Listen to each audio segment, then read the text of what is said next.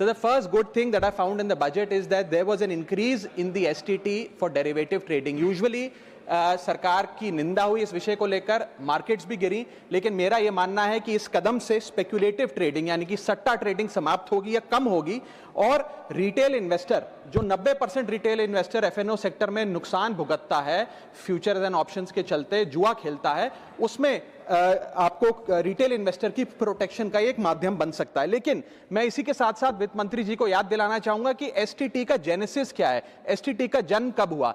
STT हमारे senior colleague mister P Chidambaram जब finance minister थे तो उन्होंने इंट्रोड्यूस किया and it was introduce to replace long term capital gain tax on equities. जब long term capital gain on equity zero था तब STT को लाया गया कि वे एक सिंपल अपफ्रंट लेवी होगी ट्रेड्स पर regardless of profit and loss.